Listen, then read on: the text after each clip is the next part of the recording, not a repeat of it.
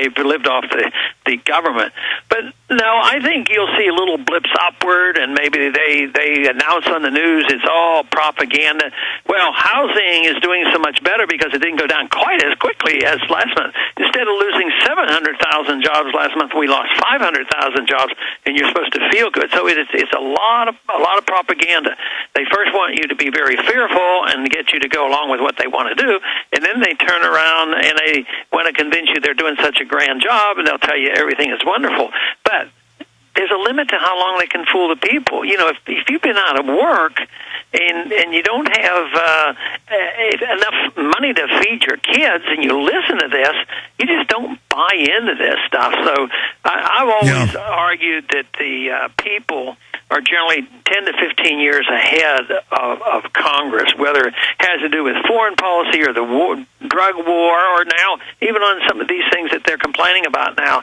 And that's why these events are very important, to get the attention of the members of Congress, because ultimately they like their job, and if they know there's enough people out there, they're gonna pay attention, and they'll change their voting. Well, Congressman, when we look at what the Federal Reserve and others are doing, you on this show before have said we should have grand juries and others look at criminal activity. I mean, what about Goldman Sachs? I mean, it's most of the financial team Obama has. It's clearly a conflict of interest. And when Bernanke and Paulson and others and Geithner get asked about it by you and others, they just laugh at you, basically. I mean, can you lay out a plan or put the bug in people's ear of who should go for a criminal investigation of this? Well, I can't list names, but it should be looked at, and that's one advantage that we'd have if we were actually allowed to look at these books and find out what kind of deals the Federal Reserve makes. But, it's a little bit more than Bernanke shaking hands with somebody and say, well, we're going to send you over $10 billion to tide you over. It's the immorality of the system, the violation of the Constitution, the idea that you can print money, the idea that gold is evil and that deficits don't matter. It's this philosophic argument that is so crucial, and we've suffered from it. Both left and right have argued the case. You have big government conservatives and big government liberals. It's not like, the conservative Republicans are for small government. You know that. They're not. But this is what we have to address, the immorality of the system. And somebody said, well, you know what, if we could just put Bernanke and a few people in the administration in prison, this would solve it. But really, the Congress is complicit in all this. I mean, well, I agree. I mean, they asked the Fed to control interest rates and all those points you've made, but the issue here is if we arrest these people for their crimes, that illustrates and breaks their back right there to put in a constitutional system. So I'm just saying skip all the middle phases and go right to arresting the crooks. I mean, you have this special interest group of bankers who are above the law and can steal trillions of dollars, $23.7 trillion, and none of us dare. Well, I don't quite have enough information to tell you who's going to get arrested or should be arrested and who's going to do the arresting, But your audit goes a long way towards beginning that process. That is the purpose, is to find out the information, because I've argued that, I don't talk about control of monetary policy. I don't talk about a new monetary system. I'm talking about transparency and opening up the books and then going from there. People are upset and angry, and they know. And if these books get open about the time we have prices going up, that will be the inflation tax. People, they're getting hit, but not as bad as if you have a CPI going up for 10, 15, 20%. That's when the people are really going to be upset, because they've lost a lot already. People lost a lot in the value of their homes and their stocks. But what happens if they lose the value of the purchasing power of their weekly paycheck or Social Security beneficiaries? And that is going to be a big event. And that is something, no matter what the government does, they can't take care of it, because the more they go into deficit financing, once the psychology shifts, it's amazing that we doubled the money supply and you didn't have a tremendous shift in psychology. Gold holds its own and it does go up, but there will be a point when the psychology shifts and they say, well, we need to help the elderly and the unemployed, so we're going to double their paycheck, their check, because they can't live on what they're getting. That psychology then is going to be the panic, and then the inflation. You don't know what will happen to your currency. That's what so. What happens? It could happen overnight. Quickly now, in the time we've got left, A question: does Dr. Paul foresee a default on U.S. debt, a bank holiday, and a quick devaluation of the UDS, much like happened in Argentina in early 2000? We already see they're having to monetize quite a lot of the debt, the government buying its own debt. Well, I don't think it's going to be one of these things. In the old days, they had deliberate announcements and devaluations. The dollar's being devalued every single day. So that's going to happen. But there will be a time when the psychology changes, when it will turn into a rout, and that's what they can't control. And, of course, if they're in the control of the government and the power and the army and everything else, then they end up picking up all the pieces. But I don't think there'll be a bank holiday. I mean, that would help cause the panic that people then would really run out of the currency. So they're not going to close down the banks. They're going to keep the presses running.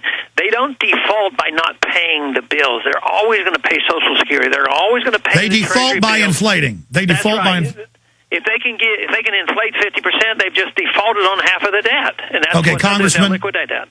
In the limited time, more and more it looks to me like Obama's going to be a one-term president. I mean, he's got a record drop in polls for a president 7 months into office. Your take on Obama's political fortunes? He promised the moon. He's delivering none of it. What do you see happening? I don't think he'll be reelected, but I think it's way too early to know that for sure. But his circumstances are much more difficult. And I often thought about this early on, whether he would be like Roosevelt and never get blamed for anything. Roosevelt got more popular and kept getting reelected in spite of the fact that he really prolonged the Depression. Yeah, I don't think he's following the Roosevelt pattern, do you? Yeah, no, I think you're right on that. I think Obama is going to receive some of the blame, and rightfully so. Not that he created the monster. You know, the monster was there already. But he certainly works for the same people. Congressman, next, 2012, it's a lot closer than it was. We're talking 2 years away from the campaign starting up. Ron Paul going to be running for president 2012? Which country? The United States. You know you have to run to educate people again, and now they're really going to be listening to you. Ron Paul, you running for 2012? I have no plans for that. I wouldn't be able to make a decision on that today. I mean, that's a long way off. But we know you're going to do it, and I'll be supporting you. Hey, what about your son?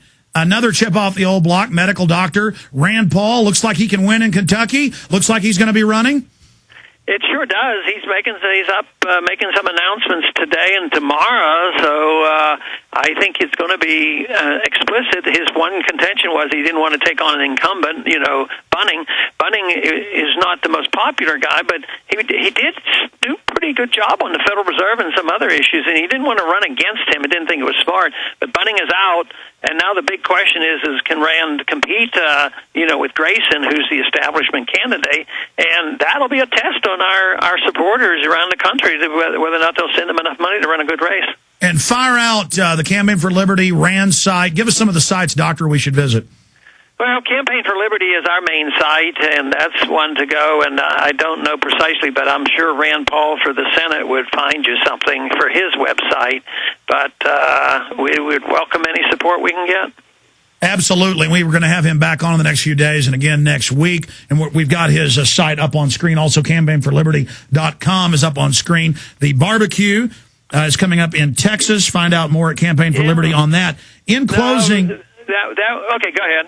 No, go ahead about the barbecue. No, that would have to be Ron Paul for Congress, re-elect for Congress, because Campaign for Liberty, this is going to be a political event, and we're hoping to have a real nice event because it is in the district, and it's in Galveston, and they got slaughtered, with the hurricane. So we're trying to, perk the business community up a little bit there. In closing, we got about 45 seconds. Holdren's book calling for putting sterilants in the water, having the CPS take all children at birth, and just total scientific dictatorship. Does it concern you that the White House science czar wrote a textbook on how to carry out world government? Sure it does, but that stuff's been around. I'm just glad people are bringing it to the surface. Would you call for an investigation into Holdren for these ideas? I would call for an investigation of the whole government all the time because there's too much government. It's too secret. So the more we find out about any of their shenanigans, the better. Congressman Ron Paul, have a great recess. God bless you. Very good. Thanks. Thank you so much. We'll be right back. We're on the march. The empire's on the run. Alex Jones and the GCN Radio Network.